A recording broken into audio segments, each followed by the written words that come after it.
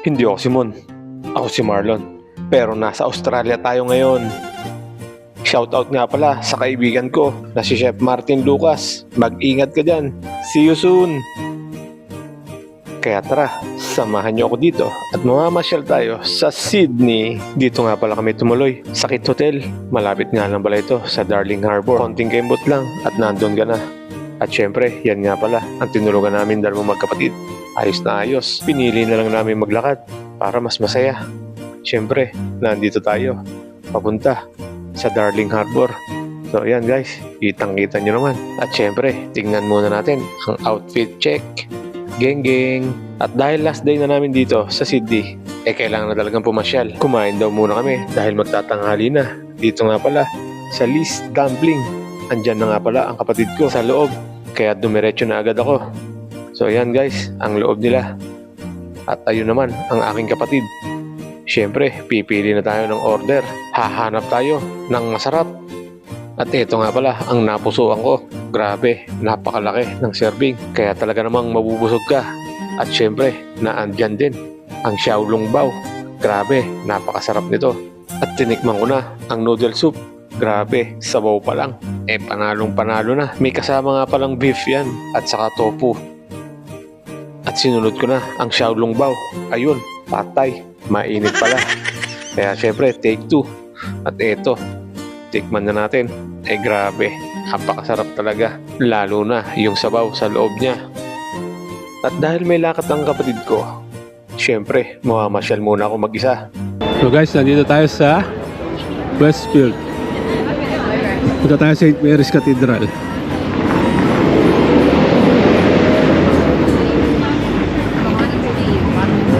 So dito nga pala yung Sydney Tower yata ito. Grabe ang taas.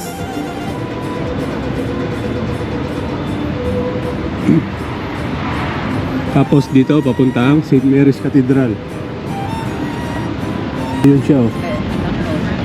Puntahan natin ang loob. Dahil last punta ko dito is 2018.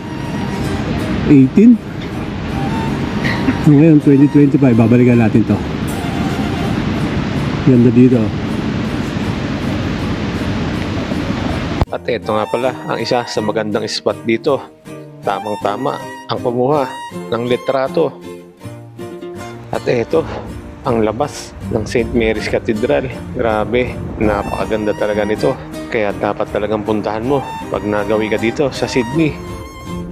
So ayan guys, tingnan nyo naman. Talagang nakakamangha ang simbahan na ito. Kaya tara, pasokin na natin ang loob nito. At nakarating na nga tayo dito sa loob. Tingnan nyo naman kung gaano kaganda ang simbahan na ito. At habang naglalakad tayo, ay minadaanan pa tayo na naglalaro ng chess. Mukhang malapit nang ma-checkmate. Guys, papunta nga pala tayo ng Opera House. So, lakad-lakad lang ang labanan natin dito. Total, hindi naman dito mainit. Kaya okay na okay lang. Kaya lang, sasakit lang talagang paa mo. So, tara, malapit na ng Opera House dito. Siguro mga 5 minutes walk, ando na tayo. Ito ang Circular Quay. So ayan, tatawid na lang tayo ng isa at makakarating na tayo. At ito na ang Harbour Bridge sa unahan natin. At syempre, nandito na ang Opera House. Ayan guys, ito ang sikat na pasyalan dito sa Sydney. Carnival Adventure. Nakadak dito ngayon sa Sydney, sa may Opera House.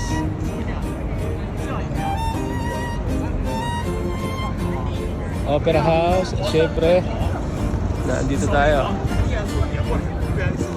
At eto, kung gusto nyong mag-tour sa city, pwede kayong sumakay dyan sa bus nila. Double decker nga pala yan. Kaya kitang-kita mo ang matataas na building. Kailangan na pala natin bumalik sa hotel namin dahil nandun ba ang mga gamit namin pabalik ng Canberra. Kailangan na namin magmadali dahil baka maiwan kami ng bus na sasakyan namin. At eto, pasakay na kami ng tram dahil pupunta na kami sa sasakyan naming bus. At nandito na kami sa Grand Concourse. Pero hahanapin pa namin kung saan nakapwesto ang bus na sasakyan namin papunta ng Canberra. At buti na lang, hindi na kami pinahirapan at natagpuan agad namin ang bus na sasakyan namin. At eto, abot na abot pa kami. Siyempre, kailangan munang iscan ang ticket.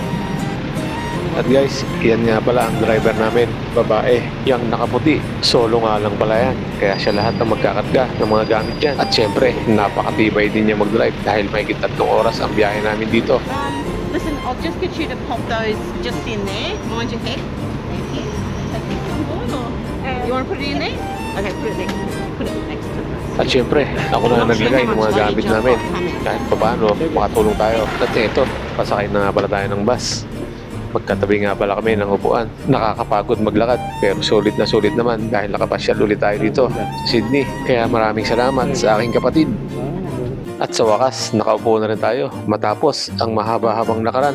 At eto, lilisanin na natin ang Sydney dahil pabalik na tayo ng Canberra. Medyo mahaba nga pala ang biyahe namin dito, mahigit 3 oras. Kaya hanggang dito na lang muna. Maraming salamat at nasayang ko na naman ang 6 na minuto ng buhay nyo. Kaya dyan muna kayo, matutulog muna ako. Adios!